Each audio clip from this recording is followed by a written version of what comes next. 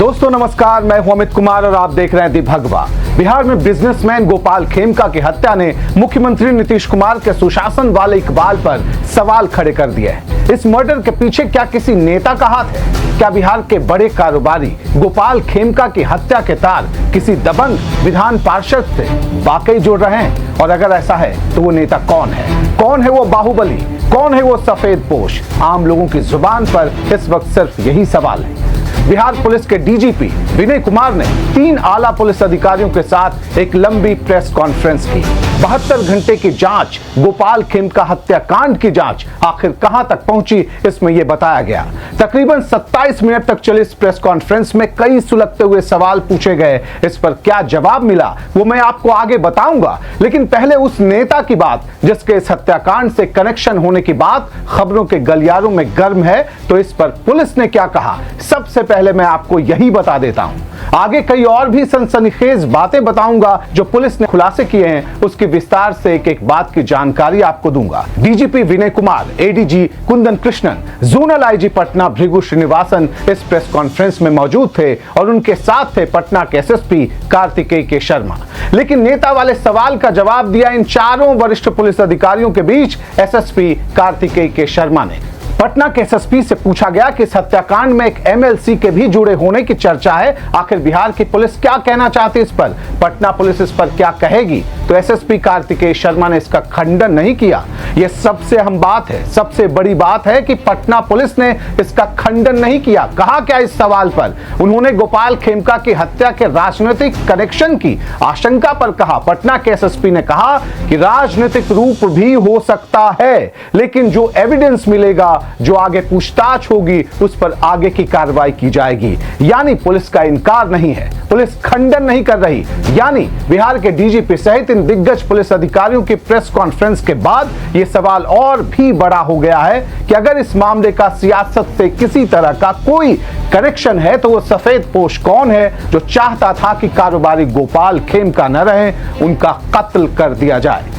अब मैं आपको कारोबारी गोपाल खेमका हत्याकांड को लेकर किए गए बिहार पुलिस के खुलासे की कई बड़ी बातें भी बता दूं और आखिर में वो बात भी बताऊंगा कि हत्याकांड की जांच के दौरान जिस विकास उर्फ राजा का एनकाउंटर हुआ, जिसमें उसकी मौत हो गई, उसका रहस्य क्या है। क्योंकि पुलिस ने खुद कहा है कि उसने न तो गोपाल खेमका पर गोली चलाई थी और न ही उसने शूटर उमेश यादव को हथियार ही मुहैया कराए थे, जैसा कि कई मीडिया रिपोर्ट्स में इस तरह के दावे लगातार चल रहे थे।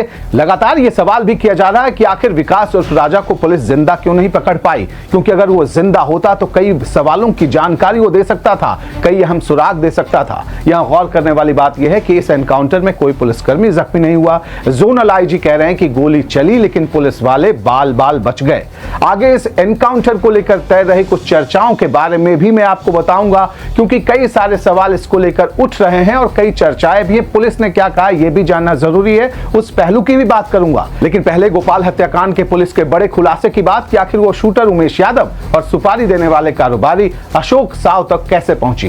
ये सारी जानकारी पुलिस के आला अधिकारियों ने दी है। जो भी पुलिस के आला अधिकारियों ने कहा है वो मैं आपके सामने शब्दशः रखने की कोशिश कर रहा हूं। बिहार पुलिस कह रही कि पहला सुराग सीसीटीवी फुटेज था जिसमें हत्यारा कैद हुआ था। पुलिस को मिले सीसीटीवी फुटेज में शूटर मोटरसाइकिल के साथ भी दिखता है। पुलिस की पहली लीड थी, वो आगे बढ़ती है। पटना के गांधी मैदान के राम गुलाम चौक से लेकर तमाम इलाके के उस वक्त के सीसीटीवी फुटेज को खंगाला जाता है। यहां से उसके हाथ सुराग की आगे की कड़ियां जोड़ती चली जाती हैं, शूटर के कपड़े से लेकर उसका हुलिया तक। इस हुलिये का कई शूटरों के डेटा से मिलान कराया जाता है, इससे कुछ हासिल नहीं होता। आखिरकार एक खास लीड मोटरसाइकिल के नंबर से मिलती है, उसकी जानकारी हासिल की जाती है। फिर पुलिस मोटरसाइकिल से जुड़ी जानकारी को ट्रेस करती हुई बाइक पर उस रात सवार शूटर उमेश यादव के घर पहुंच जाती है। यह पुलिस का दावा है। पटना में ही उमेश यादव का घर है। एसआईटी की टीम यहां पहुंचती है तो पता चलता है कि बाहर खड़ी हुई मोटरसाइकिल के नंबर से टेम्परिंग यानी छेड़छाड़ की कोशिश की गई है। यहां तलाशी शुरू होती है उमेश यादव के घर की, तो यहां से हत्या के दिन पहना गया कपड़ा, मास्क और जूता बरामद होता है। यानी सीसीटीवी से जुड़े सुराग से मैचिंग चीजें पुलिस के मुताबिक उसे यहां से मिल जाती हैं, पुख्ता सबूत मिलते हैं, ये पुलिस का दावा है। साथ ही मिलते हैं 3,65,000 रुपए। पुलिस बता रही है कि सुपारी का पेमेंट था। छापेमारी और तलाशी के दौरान यहां से शूटर उमेश यादव को गिरफ्तार किया जाता है। घर की तलाशी के दौरान सबसे खास सबूत मिल जाता है, वो था हत्या में इस्तेमाल किया गया पिस्टल।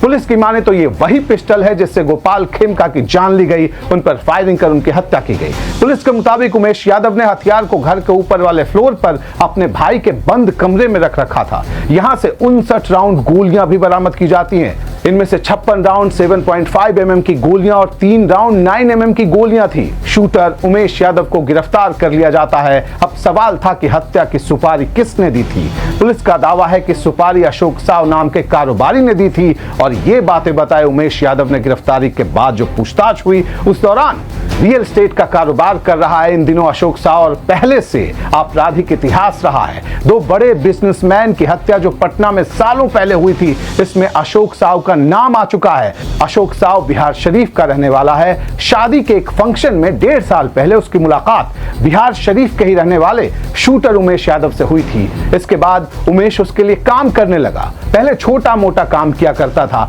हालांकि कौन कौन से काम वो करता रहा इसकी डिटेल अभी पूरी आनी बाकी है। अशोक साव ने करीब 45 दिन पहले, 1.5 महीने पहले ये साजिश रची थी कि गोपाल खेमका की हमें हत्या करनी है और उमेश यादव को इसके बारे में उसने बताया था। मतलब लंबी तैयारी की गई। सुपारी 4 लाख रुपए में तय हुई।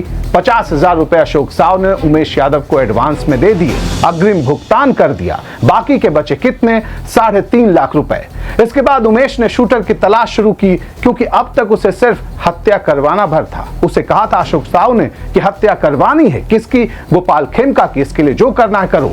इसके बाद आसपास के शूटरों से उसने संपर्क शुरू किया। इसी दौरान उसकी मुलाकात होती है शूटर विकास उर्फ राजा से, जो पुलिस के मुताबिक हथियार सप्लाई का काम किया करता था और हत्या से लेकर डकैती तक के उस पर कई मामले दर्ज थे।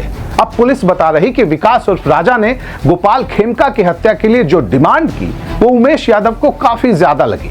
पुलिस के मुताबिक जब उमेश यादव ने विकास उर्फ राजा से बात कर ली और शूटर विकास इस बात के लिए ज्यादा पेमेंट मांग रहा था उमेश यादव के मुताबिक, तो आखिरकार उमेश यादव ने खुद हत्या करने का फैसला किया। अब सवाल है कि क्या उमेश यादव ने गोपाल खेमका की हत्या के लिए विकास से हथियार लिए?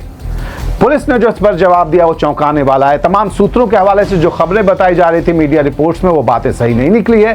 पुलिस ने कहा है कि हथियार दिया अशोक साव ने उमेश यादव को, यानी विकास उर्फ राजा के हत्याकांड में पुलिस के मुताबिक इतनी भर भूमिका थी कि उससे उमेश यादव ने हत्या की सुपारी के लिए सौदा करने की कोशिश की और यह सौदा पटा नहीं।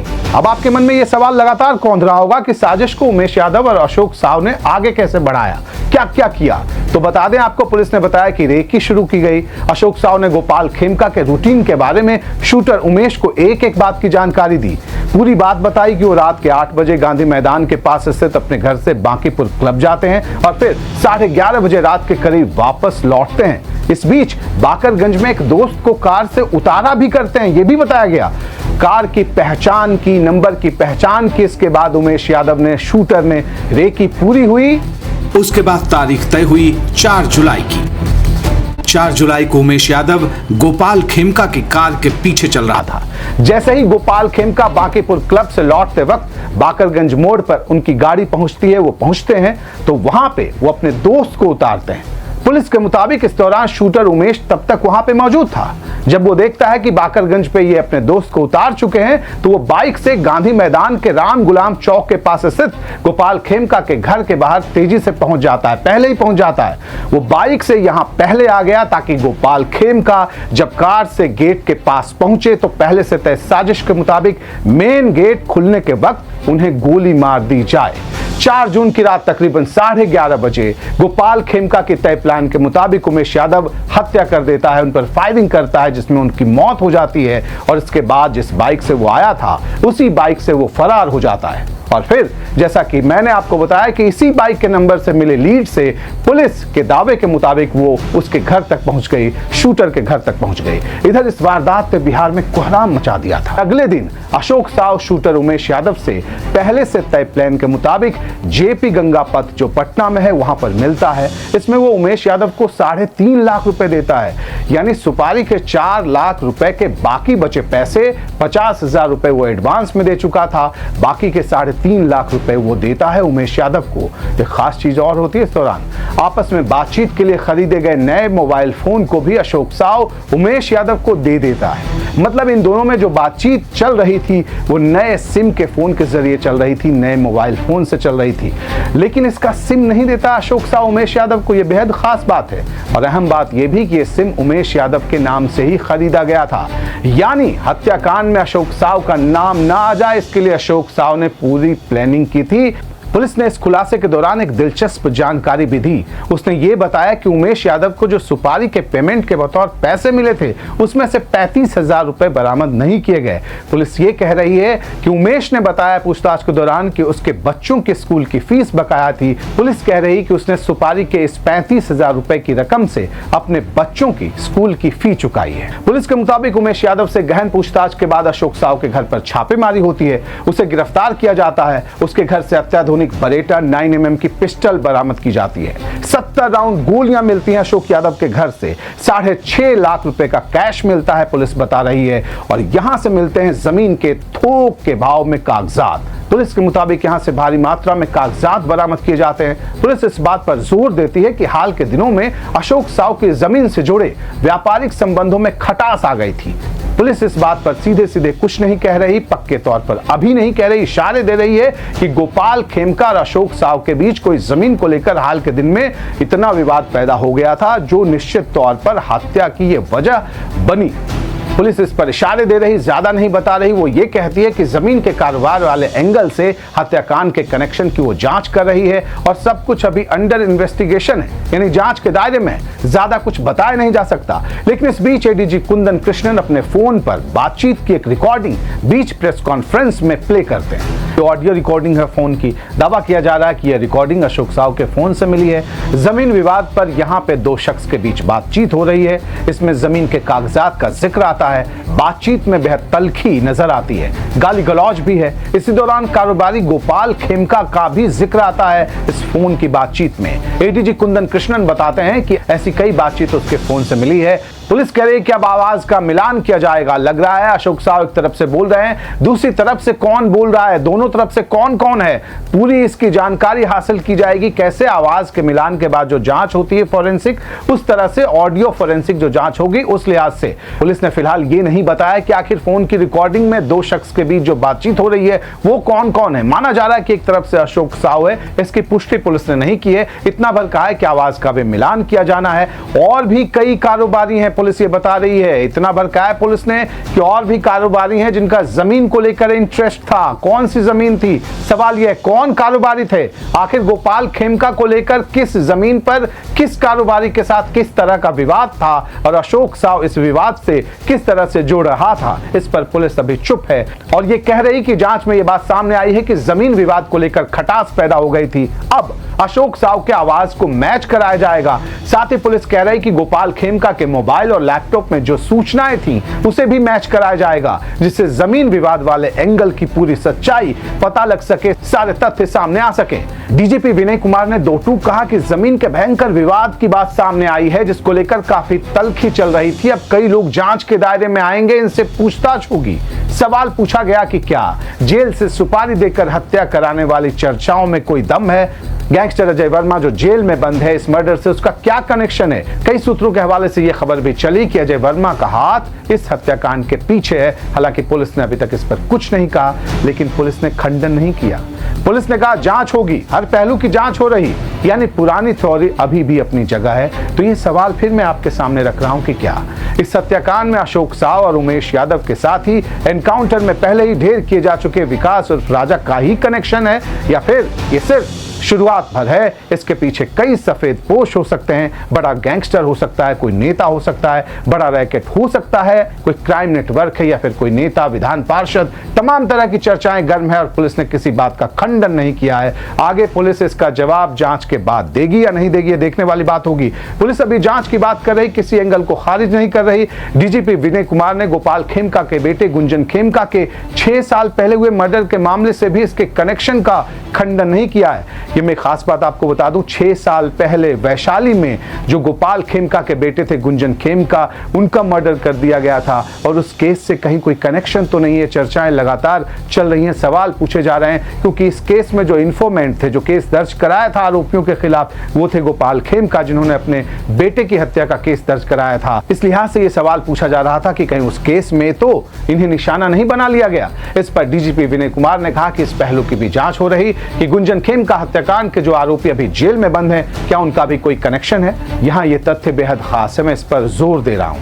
15 जुलाई को यानी गोपाल खेमका की हत्या के ठीक 11 दिन बाद वैशाली कोर्ट में उनके बेटे गुंजन खेमका हत्याकांड में तारीख लगी हुई थी। इस केस में वो वादी थे, इन्फॉर्मेंट थे, केस दर्ज कराया था। इस केस के एक आरोपी मस्तू सिंह की पहले ही हत्या हो चुकी है, लेकिन बाकी आरोपी कुछ जेल में हैं। तो क्या गोपाल खेमका की हत्या के पीछे उनका हाथ है? पुलिस ने इस पहलू को भी नकारा नहीं है। एक और खास बात, पटना का बांकीपुर क्लब भी चर्चा में है। यहाँ के वीआईपी लोगों की आवाजाही को लेकर पटना, राजधानी पटना के वीआईपी लोग यहाँ जाते हैं, इसको लेकर ये प्रसिद्ध है। लेकिन इतने बड़े क्लब में सीसीटीवी के 1 मिनट की भी रिकॉर्डिंग का बैकअप नहीं मिला है। आखिर कुछ दिनों से गोपाल खेमका से यहाँ कौन मिल रहा था, कौन उन पर नजर रख रहा था, कौन उनकी रेकी कर रहा था, ये सारी जानकारी अगर फुटेज हासिल हो गई होती तो मिल सकती थी, लेकिन फुटेज का बैकअप ही नहीं था सीसीटीवी का। ये बात हैरान करती है कि आखिर ऐसा क्यों हुआ, ऐसा क्यों है कि बांकीपुर क्लब में सीसीटीवी का बैकअप ही नहीं हो। अब ये सामान्य लापरवाही या सब चलता है वाले सिस्टम का नतीजा है या फिर कोई और बात है, इसे भी देखना होगा। पटना पुलिस कह रही है कि उमेश यादव ही इस हत्याकांड का शूटर है, उसी ने सुपारी लेकर हत्या की अशोक साव से, इसके पुख्ता सबूत हैं। कारण को लेकर पुलिस बार बार दोहरा रही कि इसकी कई वजह हो सकती है, अभी समय लगेगा, लेकिन सवाल है कि कितना वक्त लगेगा, कब तक पूरी होगी जांच और क्या किसी सफेद पोश पर भी आएगी आंच, जिसको लेकर पटना में संदेह के घने बादल, चर्चाओं के घने बादल लगातार मंडरा रहे हैं और कोई साफ बात कह सकती है तो पुलिस ही है। आखिर में बात फिर उस विकास उर्फ राजा की, जिसे पटना के माल सलामी थाना इलाके के पश्चिम पीर दमरिया घाट के पास एनकाउंटर में ढेर कर दिया गया। यह एनकाउंटर 7-8 जुलाई की दरमियानी रात 2:45 से 3 बजे के बीच हुआ। विकास के परिवार का आरोप है कि पुलिस विकास को उठाकर ले गई और मार डाला, तो पुलिस कह रही है कि उसने पुलिस पर फायरिंग की थी। अब पुलिस कह रही कि एनकाउंटर की जांच से जुड़े सारे प्रोटोकॉल को फॉलो किया जा रहा। पुलिस कह रही कि हथियार सप्लाई करने वालों के लिए एक संदेश है कि कोई कानून हाथ में लेगा तो सख्ती होगी। अब देखिए मुठभेड़ की जांच में क्या सामने आता है, इस पर भी सबकी नजरें हैं। लेकिन करोड़ों निगाहें इस बात पर टिकी हैं कि नीतीश कुमार के सुशासन राज में भून दिए गए कारोबारी गोपाल खेमका की हत्या का पूरा सच कब तक सामने आता है। क्या ये चुनाव से पहले आएगा या चुनाव के बाद आएगा, ये इस वक्त का यक्ष प्रश्न है। इस खबर में फिलहाल इतना ही। आखिर में आपसे एक अपील करना चाहूंगा, अगर आपने दी भगवा को अब तक सब्सक्राइब नहीं किया है तो आप अभी कर लें, और आपने अगर हमें अब तक एक्स और इंस्टाग्राम पर फॉलो नहीं किया है तो देरी न करें, अभी कर लें। हमें चाहिए आपका प्यार। अभी के लिए नमस्कार।